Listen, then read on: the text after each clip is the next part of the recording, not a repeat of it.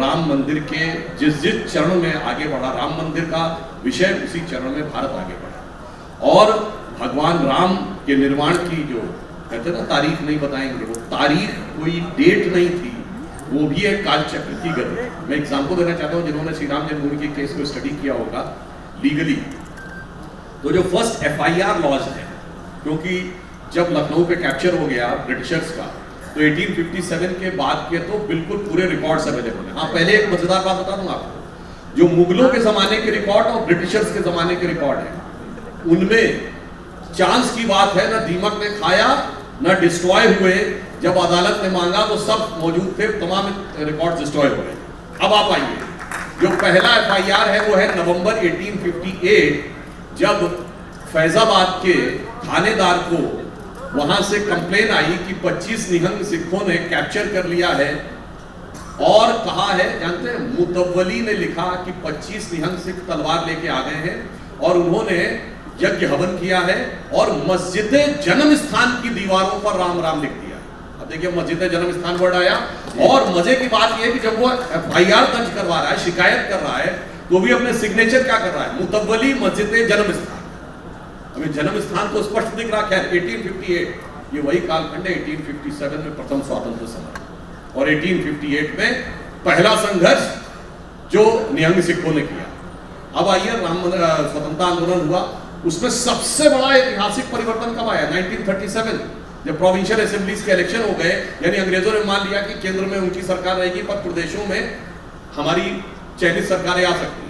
अब आइए, ठीक उसी समय 1936 सबसे भीषण संघर्ष हुआ राम मंदिर के लिए, और उसके बाद ब्रिटिश गवर्नमेंट ने ही वहां पे नियमित नमाज पे रोक लगा दी।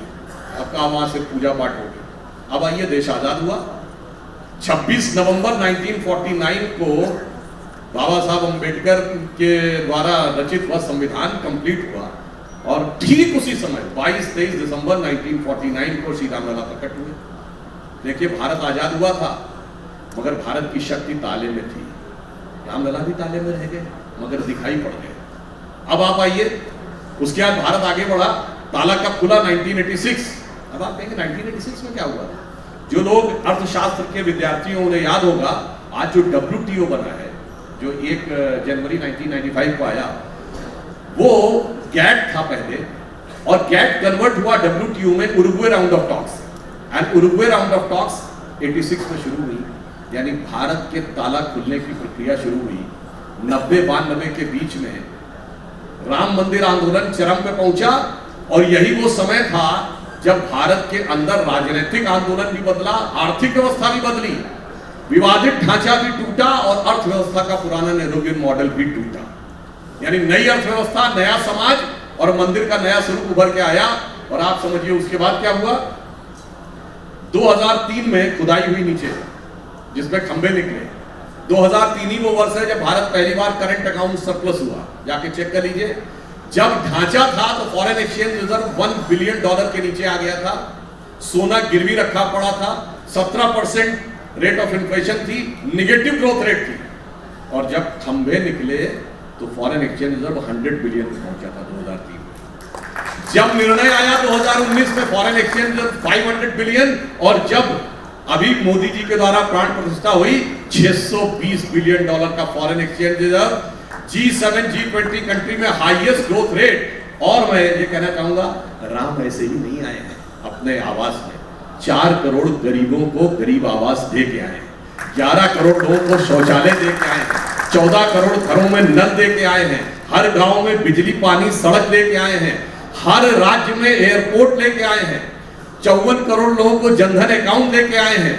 और इतना ही नहीं, नई संसद भी लेके आए हैं, और नई संसद में नारी शक्ति वंदन अधिनियम के द्वारा महिलाओं को संसद और विधानसभा में प्रतिनिधित्व का मार्ग प्रशस्त करके आए हैं, और चांद के अछूते कोने पर छूने वाला भारत को पहला देश बनाकर लाए हैं। तो आप समझिए, ये काल चक्र की गति थी। इसीलिए जब सुंदरकांड में उल्लेख आता है कि वो पूछता है ना रावण हनुमान जी से कि भाई तुम हो किसके दूत, वो जानते हो क्या कहता है? जाके बल लवलेश ते जिते हु चराचर धार, तास दूत मैं जाकरी हरि आयो के नारे, मैं उस परम शक्ति का प्रतिनिधि हूं जिसके लेश मात्र से तुमने जीता। तब उसने क्या कहा था, तात राम नहीं नर भूपाला। विभीषण समझाता है, तात राम नहीं नर भूपाला, भुवनेश्वर काल होकर काला।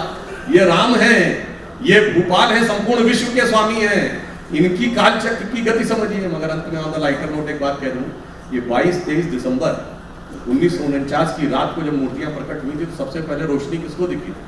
यूपी गवर्नमेंट का एक सिपाही था, उसका नाम था अब्दुल बरकत, और उसी का सबसे पहले मजिस्ट्रेट के सामने बयान है कि उसे दिव्य रोशनी दिखी। और उसके बाद जब वो रोशनी हटी तो वहां श्री राम लला विराजमान थे। तो कुछ लोगों को रोशनी अब्दुल बरकत को 1949 में दिख गई थी, कुछ लोगों को 2024 में नहीं दिखी। लगता खुदा की बरकत उनके ऊपर नहीं है।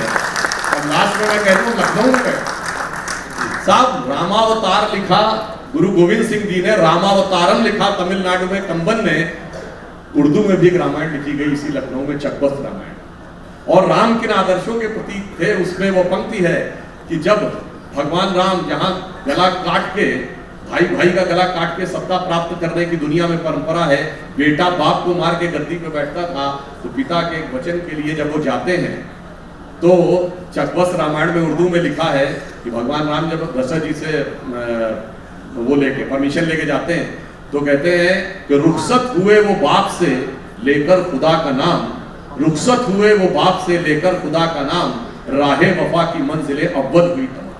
तो तमाम मंजिलें अव्वल हैं, देखने वाले की नजर।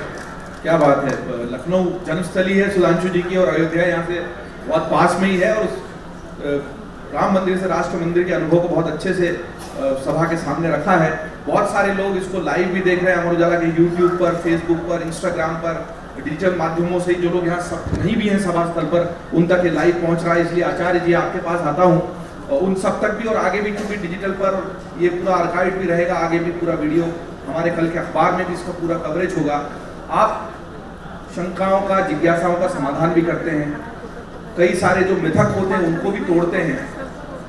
हमने जो प्रश्न पूछे, एक प्रश्न ये भी है कि ठीक है, मंदिर तो केवल प्रतीक है, और हमारा जो हिंदुत्व है वो जो जीवन शैली है, क्या केवल इस तरह से प्रतीकों को पूजने से ही हिंदुत्व जागृत होता है, उसको प्राप्त होता है? इस तरह के सवालों की जो मन में जिज्ञासा है लोगों को, उनको भी आप शांत करिए।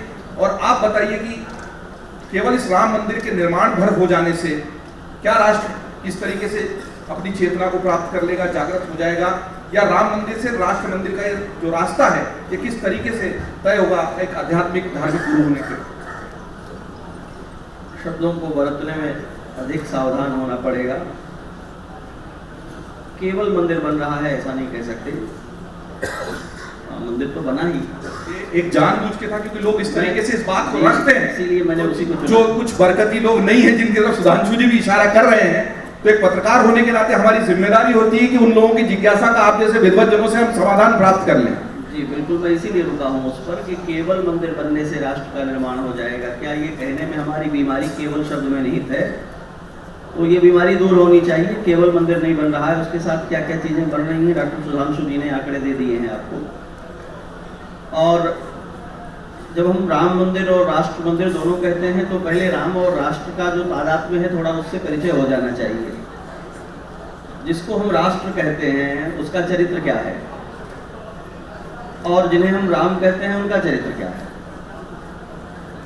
भारत के इतिहास में वेदों, शास्त्रों, स्मृतियों, वर्ण व्यवस्थाओं, संविधानों के भीतर राम वो चरित्र है जिसके राज सिंहासन में, जिसके राज्याभिषेक में वानर भालू दरबार में बिठा करके सम्मानित किए जाते हैं।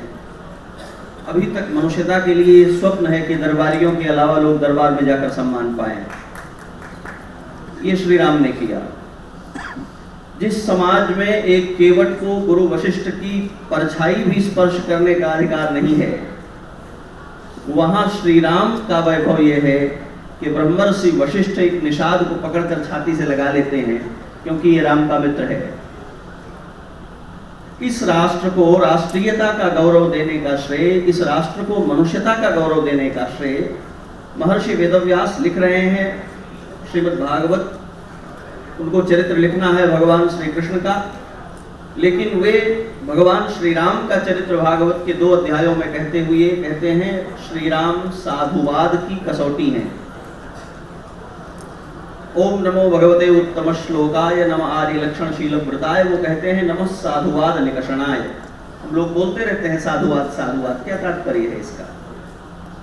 मनुष्य का जीवन क्या अपनी कुंठाओं अपनी तुच्छताओं से निकलकर कभी ऐसी भूमि पर भी खड़ा होगा जहां उसके बारे में ये कहा जा सके कि ये वैसा है जैसा इसे होना चाहिए? हम महान बनने की कुंठा में अपना स्थान ही छोड़ते चले जाते हैं पूरे जीवन में। राम एक अकेला चरित्र दुनिया के सामने वो है जिसने अपनी महानताओं का चयन करते हुए, जिसने अपनी दिव्यताओं को व्यक्त करते हुए मनुष्यता की भूमि नहीं छोड़ी कभी। परमात्मा होकर, परमपिता होकर के भी वो धरती पर आए तो उन्होंने मनुष्यता का मान रखा, और इसलिए महर्षि वेदव्यास को कहना पड़ा कि श्री राम का अवतार राक्षसों को मारने के लिए नहीं हुआ है। यह किस लिए हुआ है? कहा मर्त्यावतारस प्रियमर्त्य शिक्षणम, मनुष्य को मनुष्यता सिखाने के लिए श्री राम का अवतार हुआ है। अब जब हम राष्ट्र मंदिर की बात करते हैं राम मंदिर से, तो हमें वहां से ये सूत्र ले लेना चाहिए, मनुष्यता की चेतना में यदि राम प्रतिष्ठित हो रहे हैं तो असल में मनुष्य में मनुष्यता प्रतिष्ठित हो रही है। राम जन्मभूमि में रामलला की प्रतिष्ठा किसी एक मंदिर में उसके आराध्य देवता की प्रतिष्ठा नहीं है, बल्कि यह मानव जाति को इस बात का आमंत्रण है कि आप अपने स्वत्व को अपने में प्रतिष्ठित करने के लिए तैयार हो जाएं। हम 22 जनवरी का उदाहरण दे रहे हैं।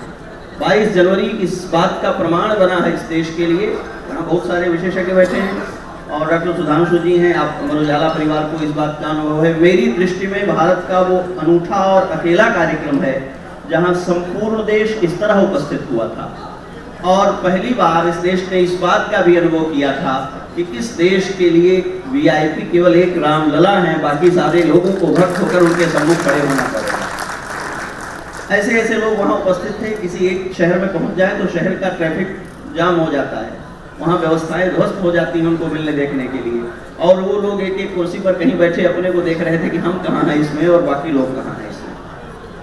मनुष्यता सबसे पहले आपको मनुष्य बनाने की भूमिका में आपसे ये अपेक्षा करती है कि अपने दम के बाहर निकलिए। रामलला ने उसका अनुभव कराया। हम जब राम की बात करते हैं तो केवल एक देवता की बात नहीं है, केवल परमात्मा के अवतार की बात नहीं है, बल्कि उन दिव्य गुणों की बात है जिनके लिए ये कहा है महर्षि वेदव्यास ने, यस्यामलम नृपसतस्तु यशोधनापि गायन्त्यघर्णमशयो दिग्भेन्द्र पट्टम। राम कौन है? जिनके चरित्र की उज्ज्वलता ऐसी है कि उसका गान सुन सुनकर दिग्गजों के मस्तक सफेद हो गए हैं। ये वो राम चरित्र है जिसके लिए राजा परीक्षित को कहा है वेदव्यास ने कि मैं तुमको वो चरित्र सुनाने जा रहा हूँ जो राज दरबारों में तुमने बार बार सुना है। अभी जिसकी चर्चा की है सुधांशु जी ने, जन्म लेने वाले बच्चे के लिए आदर्श मनुष्यता की बात करते हुए हम राम के गुणों की बात करते हैं। भारत को भारत बनाने के लिए यदि हमें किसी एक ही चरित्र को देखना पड़ेगा तो वो रामचरित्र है, जिसको गुप्त जी ने अपनी भाषा में, वेदव्यास ने अपनी भाषा में, और महर्षि वाल्मीकि ने जिसको लिखते हुए अपना सर्वस्व लगा दिया है, और उन्होंने कहा है रामो विग्रहवान धर्मः। हम किसी भी आदर्श राष्ट्र की जब कल्पना, हमने धर्म की परिभाषा को छोटा करके आचार से जोड़ दिया है। धर्म का तात्पर्य है प्रत्येक का उस चरित्र में होना जो उसको परिभाषित करता है, प्रत्येक का वैसे जीवन में होना जो उसके लिए उसके अस्तित्व को चरितार्थ करता है, और श्री राम ने वो करके दिखाया है। साधुता, सत्य और पराक्रम, जैसे अमर उजाला ने अपने 3 सूत्र बोले, पंचोली जी चर्चा कर रहे थे। यदि हम मनुष्यता से 3 बातें चाहते हैं तो एक है साधुता, उसे जैसी होना चाहिए वैसी हो। एक है सत्य, उसने जो अपनी प्रतिज्ञाएं घोषित की हैं उनका निर्वाह करे। और एक है पराक्रम, जो चुन लिया है उसको हर हाल में पूरा कर सकने की शक्ति, जो 22 जनवरी को प्रकट हुई है और जिसका कीर्तन करने के लिए हम लोग यहाँ बैठे हुए हैं, जिसकी चर्चा कर रहे हैं। साधुता, सत्य और पराक्रम तीनों का समन्वय करने पर मनुष्यता धर्म विग्रह होकर व्यक्त हो जाती है। वो श्री राम ने किया है। श्री राम की प्रतिष्ठा इस देश को उसके चरित्र में प्रतिष्ठित करने का अनुष्ठान है, एक मंदिर में केवल प्रतिमा प्रतिष्ठित करने का नहीं है। राम की प्रतिष्ठा जन जन की प्रतिष्ठा है, और ऐसी प्राण प्रतिष्ठा है जिसने, हम तो कहते ही हैं कि हमारे यहाँ पर कंकर कंकर शंकर है, और हर पत्थर में राम हम देखते हैं, और उसी पत्थर को तराश कर अरुण योगीराज जी ने वहाँ पर मूर्ति के रूप में प्रतिष्ठित कर दिया है। उत्तर प्रदेश के यशस्वी मुख्यमंत्री योगी आदित्यनाथ जी कुछ ही देर में आने वाले, और ये हलचल उसी वजह से, सुरक्षा कारणों से इस तरह की हलचल होती है। लेकिन हमारी चर्चा अपने मकाम तक बस पहुंचने वाली है। बहुत अच्छी बातचीत चल रही है।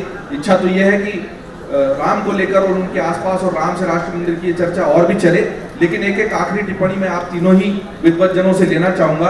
अरुण जी, 5 फीट से ज्यादा की प्रतिमा है, लेकिन 5 वर्ष के बालक को दिखाना है, बहुत ही दुविधा, क्योंकि 5 वर्ष का जो बालक है वो तो होता नहीं इतना ऊंचा, लेकिन उसके चेहरे पे भाव तो वो राम लला वाले ही है, बालक वाले ही है। कितना कठिन था इसको लाना?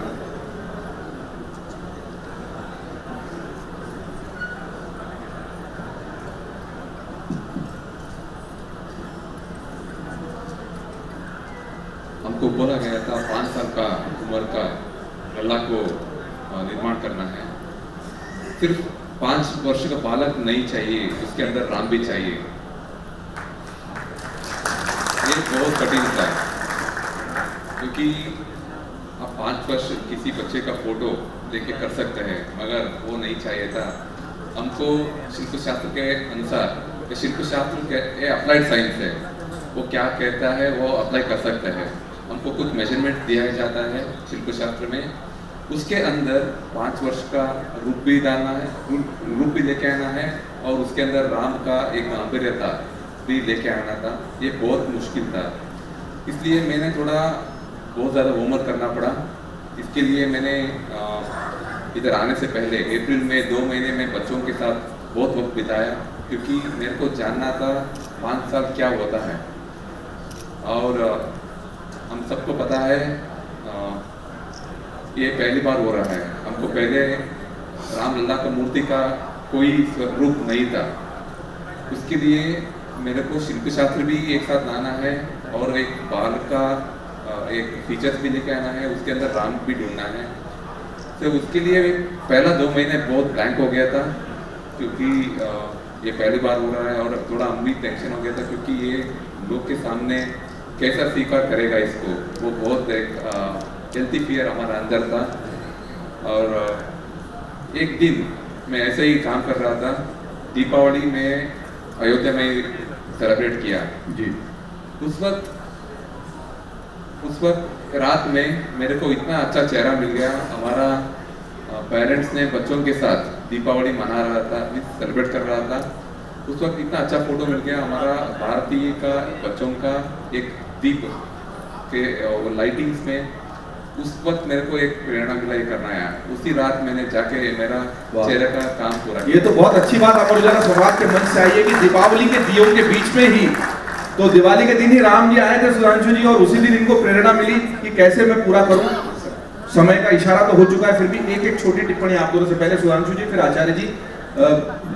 अमर उजाला संवाद के मंच से राम से राष्ट्र मंदिर को लेकर जो भी शुभकामना, टाइम तो हो चुका है लेकिन संक्षिप्त टिप्पणी। देखिए, जब राम से राष्ट्र की बात करते थे, एक फैक्ट और ध्यान रखिए कि श्री राम मंदिर का निर्माण विंध्य के उत्तर में, यानी साउथ में तो हमारे मंदिर बचे थे, विंध्य के उत्तर में 1000 सालों के बाद हमारे किसी मान बिंदु तीर्थ के ऊपर भव्य मंदिर का निर्माण हुआ है, फ्रॉम पेशावर टू बंगाल। इसका मतलब ये 1000 सालों से भारत की दमित चेतना के दोबारा उठने का यह समय आया है।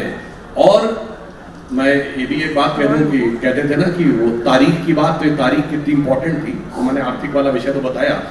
2 लाइन इस तारीख को और कहता हूं। तारीख को इस बात का भी इंतजार था कि राम मंदिर की जिस दिन प्राण प्रतिष्ठा होगी, उस दिन कोई और नहीं करेगा, इस देश का प्रधानमंत्री करेगा। और प्रधानमंत्री वो होगा जो 140 करोड़ देशवासियों से 2 बार पूर्ण बहुमत लेके आया होगा, और उसके साथ अपने घोषणा पत्र भी लिखवा के लाया होगा, यानी जनता का जनादेश लेके आया होगा।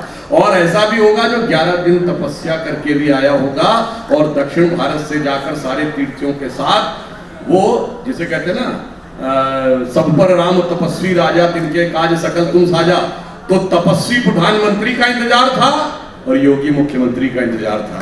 तो तारीख के गहराई को आप समझिए, तो आपको समझ में आएगा कि राष्ट्र का निर्माण कहां से कहां तक होने वाला है। योगी मुख्यमंत्री का इंतजार तो इस सभागार को भी, इसलिए आचार्य जी आपकी टिप्पणी के बिना ये सत्र पूरा नहीं हो पाएगा। रामलला 5 वर्ष के वैसे ही होते हैं जैसे व्यक्त हुए हैं अयोध्या में। महर्षि वेदव्यास ने एक निर्देश किया है, अलौकिका तु ये भावा नतांस तर्केण योजयेत्। ये परमात्मा की उदारता है और केवल भारतवर्ष को सुलभ है। दुनिया में महान कहलाने वाली एक भी सभ्यता के पास ये साहस नहीं है, या आत्मबल नहीं है कि वो परमात्मा की धरती पर उतरने की कल्पना कर सके। केवल भारत के पास ये गौरव है कि उसने ईश्वर को धरती पर मनुष्य के रूप में उतारा है और अपना सहचर बनाकर अपना जीवन जिया है। 6 वर्ष के राम ताड़का सुबाहु मारीच को एक एक बाण से मार सकते हैं और सारे विश्व का बल तोल करके उनकी औकात उनको समझाने वाले शिव धनुष को उठा करके उसकी डोरी चढ़ा सकते हैं। तो 5 वर्ष में वैसे हो सकते हैं जैसे योगी राज जी को आधार बना करके भगवान प्रकट हुए हैं। हमें ये पहचानना होगा, इस भारतवर्ष को बीती सदियों में कुंठा दी गई है कि राम राजकुमार हैं, दशरथ नंदन हैं, इसलिए गोस्वामी तुलसीदास जी ने अपने यहाँ इसको केंद्रीय प्रश्न बनाया है। ये परमात्मा हैं जिन्होंने मनुष्य का शरीर स्वीकार कर लिया है, मनुष्यता को अलंकृत करने के लिए, धन्य करने के लिए। श्री राम मनुष्य नहीं है और इसलिए एक पंक्ति उनकी, वो कहते हैं राम मनुज कस रे सठ बंगा। आपने मानस की पंक्तियां पढ़ी हैं, ये साधु की भाषा नहीं है, लेकिन जब कोई श्री राम को मनुष्य मात्र कहकर पहचानने की कोशिश करता है तो वो कहते हैं कि अरे मूर्ख, दुर्बुद्धि, राम मनुष्य है क्या? राम मनुष्य होकर अवतरित हुए हैं। राम ब्रह्म परमार्थ रूपा, राम परमात्मा है। परमात्मा 5 वर्ष के बालक में प्रकट होगा तो प्राकृत बालकों की भांति नहीं होगा, अप्राकृत बालक की भांति होगा, जिसको भी कहा अर्जुन जी ने कि केवल 5 वर्ष का बालक नहीं, राम भी व्यक्त होने थे और इसलिए वो वैसा ही है जैसा उन्हें होना चाहिए। यही राम का प्रमाण है, वो वैसे हैं जैसा उन्हें होना चाहिए और उनकी प्रतिष्ठा से ये राष्ट्र वैसा हो जाएगा जैसे इसे होना चाहिए। यही इसकी फलश्रुति है। एक लाइन तो इस मंच का, तो इस सत्र का संबोधन ऐसा है सुधांशु जी की लग रहा है खत्म ही न हो, पर मुख्यमंत्री जी आगे फिर भी आप बोल लीजिए। देखिए, तारीख में एक और बात आई है, ये दिवाली की बात कही। अब वो समय आया है कि व्हाइट हाउस के ऑफिशियल हॉलीडे में दिवाली है। ये वो समय आया है जब वो इंग्लैंड जिसने हम पे हुकूमत की थी उसका प्रधानमंत्री दिवाली दिखाने के लिए नहीं मनाता, कहता मैं सनातनी हिंदू इसलिए दिवाली मना रहा हूँ। और अबू धाबी में भी मंदिर बना है तो 22 जनवरी ने वो दिखाया है कि भारत माँ अंगड़ाई लेती, सुप्त चेतना जाग रही, ऋषि मुनियों की देवधरा फिर अपना रूप संवार रही। जय जय श्री राम के उद्घोष के साथ ही इस सत्र को समाप्त करते हैं। आप तीनों विद्वज्जनों का बहुत बहुत आभार इस मंच पर उपस्थिति के लिए और इतनी सुंदर विद्वतापूर्ण बातें करने के लिए बहुत बहुत धन्यवाद। एक बार फिर से आप सभी का बहुत बहुत धन्यवाद कि आप सभी समय निकाल आज यहाँ आए अमर उजाला सम्राट में। और जयदीप जी, थैंक यू वेरी मच, आपका भी बहुत बहुत धन्यवाद।